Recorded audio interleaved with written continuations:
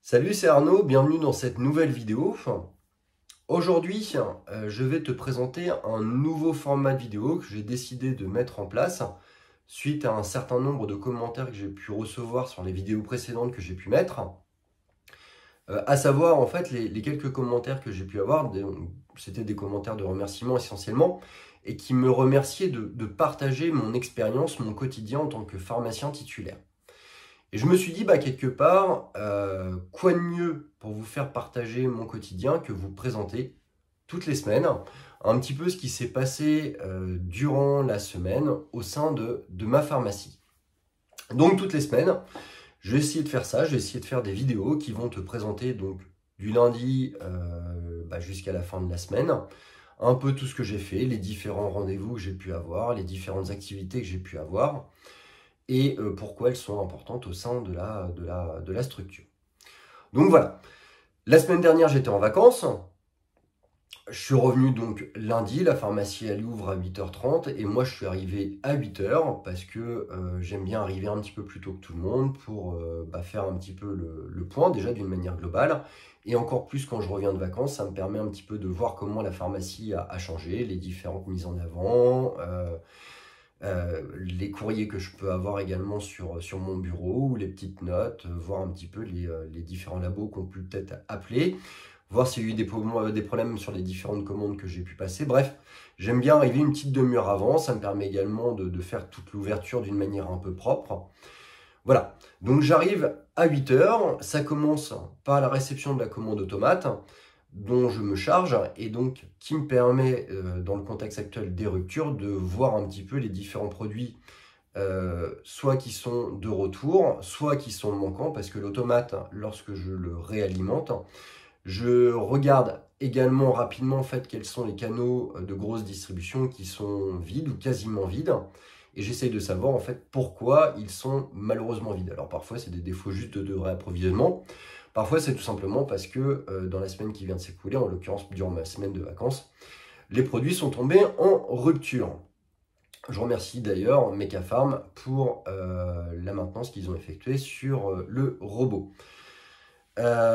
Une fois que cette réception de commande a été faite, je m'occupe le lundi matin de réaliser la télétransmission. À la suite de ça, je m'occupe de gérer pendant 1 heure tout ce qui est rejet, sécurité sociale et mutuelle. J'en profite pour mettre à jour tous les dossiers mutuels, parce qu'en ce moment, depuis le début de l'année, tu dois être un petit peu comme nous. Il y a toutes les nouvelles mutuelles qui arrivent. Nous, au comptoir, on essaie de scanner au maximum toutes les cartes de mutuelle que les gens ont d'une manière un peu physique. Et lorsqu'ils ne les ont pas et qu'ils nous les présentent maintenant en fait sur leur téléphone portable, on les invite de façon à conserver malgré tout une trace, à nous les envoyer par mail. Et donc du coup, il y a tous les fichiers PDF qui sont à rentrer sur les fiches patients, ce qui nous permet de faire une mise à jour un peu plus profonde du dossier de nos patients avec le fichier PDF de leur mutuelle. Je passe également en revue les différentes attentes et les produits avancés. J'essaye comme ça un petit peu de faire le point sur ce qui a été avancé, voir un petit peu si jamais il y a des attentes ou des avances qui sont un peu longues, me faire un petit listing des personnes qu'il faudra ressolliciter dans la semaine pour qu'ils nous ramènent les différents documents qui sont à l'origine de la mise en attente de leur traitement, du moins de la facturation en l'occurrence, ou qui nous ramènent les ordonnances ou documents qui ont été à l'origine de la mise en avance de certains produits. Une fois que j'ai fait ceci, je passe les différentes commandes qu'on a créées et qui sont spécifiques de l'ensemble des médicaments en rupture. Ça a été l'occasion d'une autre vidéo où je t'ai déjà expliqué à quoi correspondaient ces fameuses commandes de rupture. Dans l'après-midi, j'ai également eu rendez-vous avec le commercial du laboratoire Watt. Qu'est-ce qu'on fait dans ce rendez-vous avec le laboratoire Watt? Déjà, on fait un petit peu un point sur la manière dont fonctionne le laboratoire Watt au niveau de la pharmacie. On fait un petit peu la vérification de la vente des produits depuis son dernier passage. On en profite également pour mettre à jour les challenges qui ont été réalisés, les compensations de produits. Ça me permet également de voir avec lui la reprise sur les produits périmés. Le laboratoire Watt m'a présenté également les différentes offres pour les 3 prochains mois, les différentes offres qu'on va pouvoir mettre en place.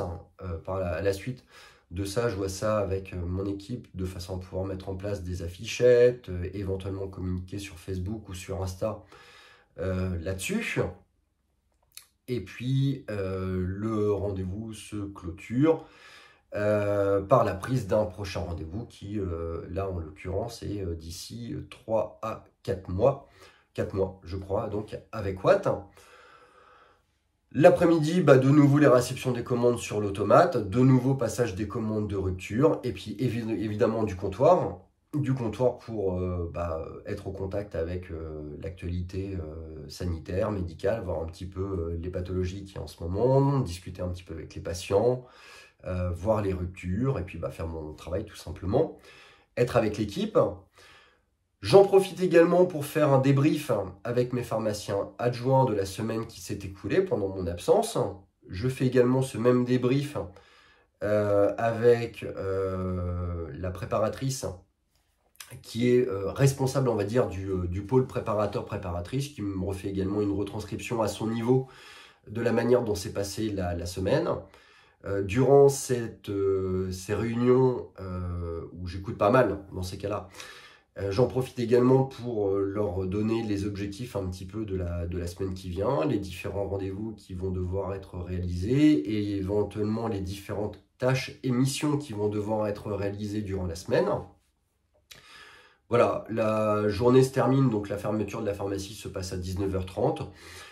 Classiquement, avec Marc-Antoine, on reste jusqu'à 20h, le temps de faire toute la fermeture, de bien tout remettre en ordre. Et à 20h, on va se faire une petite course avec Marco.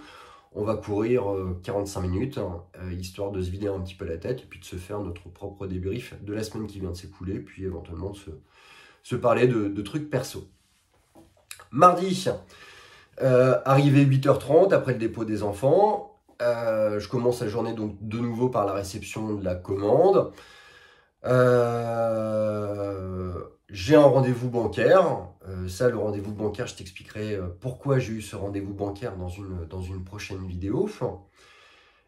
Pendant ma semaine de vacances, j'ai commencé à recevoir également des emails avec des CV, des lettres de motivation pour des personnes qui souhaitent réaliser leur apprentissage au sein de notre structure pour l'année prochaine, le fameux turnover d'apprentis préparateurs dont je t'ai déjà parlé dans une vidéo. Donc j'y réponds. J'y réponds soit par mail, en fonction de la nature du mail qui m'a été envoyé, soit en téléphonant, en laissant un petit message, en les invitant soit à me recontacter, ou soit si jamais je les ai d'une manière directe, en essayant de fixer un rendez-vous pour qu'on essaye d'échanger un petit peu de leur volonté d'apprentissage, qu'ils attendent de l'apprentissage, qu'on peut leur apporter, nous, dans leur formation, en tout cas, quelles sont nos valeurs lorsqu'on a au sein de notre structure des apprentis préparateurs, préparatrices, quelles vont être leurs missions. Bref, voir un petit peu l'adéquation entre leur volonté et nos attentes. Voilà. Dans l'après-midi, de nouveau, commande, passage, du moins réception de commande, passage de commande pour les différentes ruptures. Rendez-vous, cette fois-ci avec le laboratoire Bausch & Lomb. Donc de nouveau le même process, vérification des ventes sur les derniers mois, reprise de produits périmés, vérification des avoirs éventuels qui ont été générés sur la dernière période, s'ils ont été correctement payés, voir si jamais il n'y a pas eu de problème. Là, en l'occurrence, la personne m'a présenté donc les futurs passages de commandes qu'on va devoir faire avec échelonnement, les remises qu'on va obtenir, donc les éléments commerciaux liés à ces commandes. Comme le laboratoire Bausch & Lomb, on le travaille avec la seconde pharmacie dans laquelle on a des parts. Une fois que j'ai terminé ce rendez-vous, je transmets les différents éléments de commande de façon à pouvoir générer des commandes communes que je transmettrai la semaine prochaine à la commerciale. Et puis voilà, donc le rendez-vous s'achève avec la prise d'un prochain rendez-vous qui est dans 3 mois. Avant que mon collègue ne parte, on termine de valider un nouveau process pour, je dirais, mieux gérer les ruptures encore au niveau de la pharmacie. En l'occurrence, en fait, on va mettre en place un système de veille bi-hebdomadaire au sein du site de la NSM pour vérifier, pour regarder les produits, soit qui sont revenus, soit qui souffrent d'une tension d'approvisionnement, parce que on s'est rendu compte avec notre modèle actuel et avec notre logiciel actuel que même malgré les différentes commandes qu'on pouvait être amené à passer, on était plutôt à subir la rupture plutôt qu'à l'anticiper, notamment sur les produits donc, qui sont dits en tension d'approvisionnement. Donc, veille bi-hebdomadaire sur le site de la NSM, création, adjonction de ces produits en tension d'approvisionnement dans nos commandes de rupture, avec toujours la même stratégie, essayer d'avoir au sein de la pharmacie des stocks correspondant à grosso modo 1 mois et demi, 2 mois de produits dans la pharmacie, de façon à ne pas être enquiquiné au comptoir avec des fonds de produits qui vont être amenés à tomber en rupture. Mercredi, alors mercredi c'est une journée toujours un petit peu particulière parce qu'on reçoit le premier des flux de grosses commandes, on va dire, de notre génériqueur principal, à savoir donc Biogarant. Notre autopilote en fait génère des commandes spécifiques génériqueur et qu'on reçoit à partir du mercredi et ça jusqu'au vendredi. Donc là, le mercredi, moi j'arrive à 7h30. Et je me lance tout de suite sur les commandes sur l'automate, avec donc en priorité donc la rentrée de la commande des jours précédents, donc la commande SERP classique, et ensuite je passe sur le passage de la commande Biogarant, qui est relativement lourde, mais pour lequel en fait on est pas mal aidé par un dispositif qui s'appelle l'Alpha et qui permet l'intégration dans le robot d'une manière quasi automatique, automatisée en tout cas, des boîtes. Ensuite, passage des commandes de rupture, évidemment. Dans la matinée, j'avais un rendez-vous avec le laboratoire Sanofi pour discuter de la campagne grippe qui s'est écoulée, donc qui est en train de s'achever sur la campagne 2023-2024, campagne qui malheureusement semble être moins bonne que la campagne précédente. En tout cas, il y a eu moins de personnes vaccinées. C'est dommage. Donc tu es au courant, mais la campagne vaccinale a été prolongée jusqu'au 28 février, 29 février même, comme c'est une année bissextile. En Normandie, là on est clairement dans le pic endémique, on est passé au rouge, donc on va essayer de redynamiser un petit peu la vaccination au sein de notre structure. On discute donc de la campagne vaccinale qui s'est écoulée et on discute évidemment de la future campagne vaccinale avec la discussion sur les quantités nécessaires à passer en produits de type Vaxigrippe ou Effulelda. Ils nous ont présenté leur système Grippomètre qu'ils nous avaient déjà présenté, mais avec les différentes petites nouveautés. On discute stratégie commerciale également avec le laboratoire Sanofi. Petite discussion rapide sur le Beyfortus campagne 2023 et a priori du mieux en tout cas pour la campagne 2024 pour le Beyfortus. Dans l'après-midi, toujours réception de commandes et passage de commandes de rupture. Grosse discussion avec mon collègue avec lequel je partage, mon adjoint, avec lequel je partage la gestion de notre génériqueur principal, à savoir Biogarant. En effet, en ce moment, grosse discussion donc sur l'obtention des prestations commerciales qui devraient nous être versées pour 2023 qui ne sont toujours pas perçues.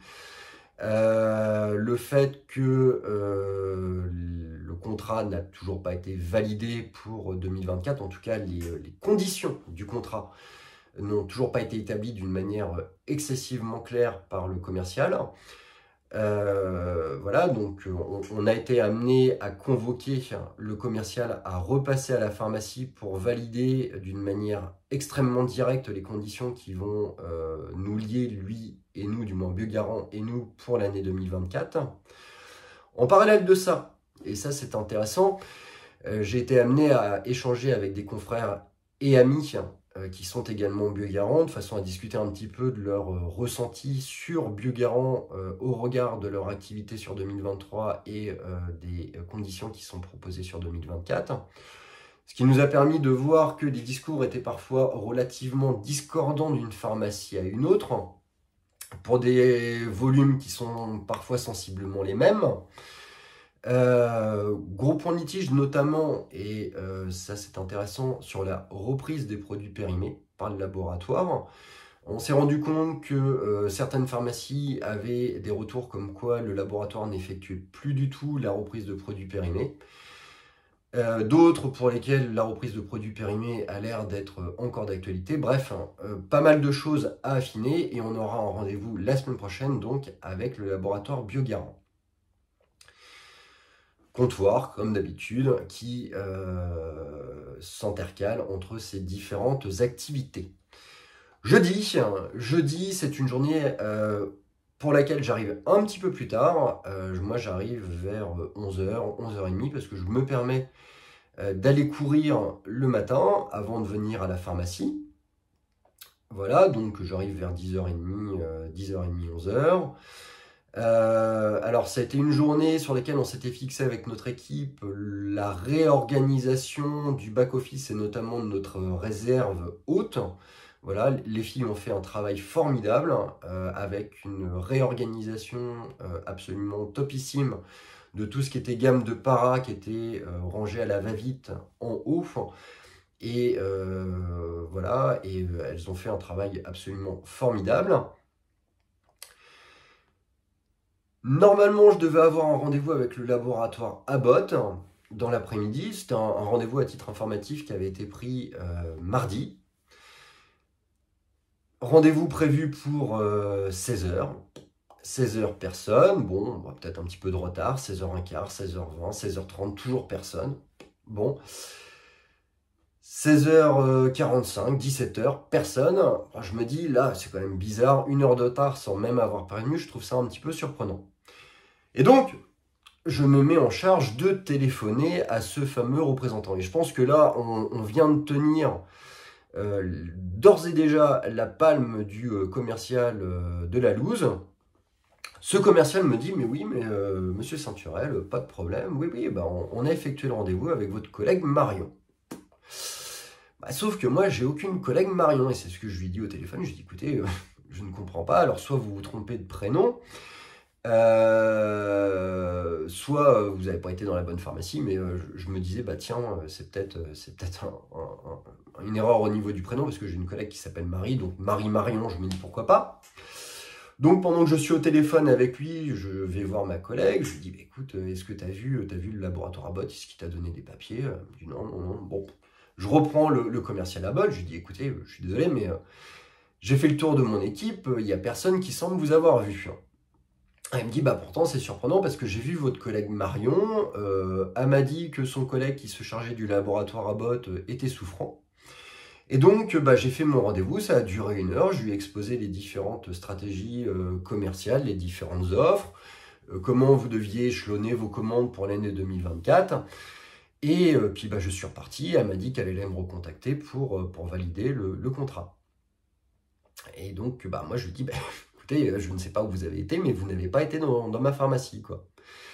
Et donc le mec me soutient que malgré l'utilisation de Waze, il a été dans une pharmacie située à Isnoville. Je lui dis, non, c'est absolument impossible, parce que nous sommes la seule pharmacie sur Isnoville, donc ce n'est pas possible. Je n'ai pas de collègue qui s'appelle Marion, et force est de constater que personne dans mon équipe n'a pris d'éléments du laboratoire Abbott. Bref, ce brave commercial, je pense qu'il a été faire un rendez-vous dans une pharmacie qui n'est pas la nôtre. Il ne sait même pas où il a été. C'est ça qui est le plus fabuleux, quoi. C'est que le mec a été faire un rendez-vous dans une pharmacie. Il ne sait même pas où il a été. Il ne sait même pas avec qui il a discuté. Et voilà, quoi, c'est alors qu'on avait pris le rendez-vous moins de 48 heures avant. Bref, un nouveau rendez-vous a été pris pour la semaine prochaine. Je pense que le rendez-vous de la semaine prochaine risque d'être rigolo, s'il vient. En tout cas, si Waze réussit correctement à l'orienter dans notre pharmacie. Voilà. La journée de jeudi se termine, toujours du comptoir évidemment pour s'intercaler avec ces différentes activités. Le robot, à 19h30 au moment de la fermeture, quand je suis monté, je me suis rendu compte qu'il était en rade. La raison, elle est simple, c'est que notre robot actuellement, comme je t'ai dit, on charge pas mal notre stock en produits vignetés, et notamment en produits vignetés qui sont en tension d'approvisionnement. Donc là, il a un statut où il est chargé à quasiment 80, 92, 93%. Ce qui fait que le bras articulé qui participe à la distribution des médicaments a tendance à patiner un petit peu et à dégager des boîtes, ou en tout cas à bouger des boîtes, et ce qui le met régulièrement en erreur. Donc je suis resté 40 minutes supplémentaires pour remettre d'équerre 3-4 étagères qui étaient en rade. Voilà. Le jeudi se termine. Pour moi, le vendredi, c'est ma journée de repos. Donc voilà, journée de repos, c'est à la maison. Je m'occupe un petit peu des enfants, je vais les déposer, je vais les chercher. J'en profite pour te faire ces vidéos. J'en profite pour traiter pas mal de documents perso. Samedi, j'irai sûrement travailler un petit peu à la pharmacie. Ou pas, en fonction de l'activité. De toute façon, dans ces cas-là, moi, je suis ouvert à venir travailler. Le samedi, avec mon collègue, comme on a une masse salariale suffisante, on est classiquement également en repos, ce qui est plutôt pas mal. En sachant que déjà, sur 4 jours, on fait pas loin de 45 heures, c'est plutôt pas mal.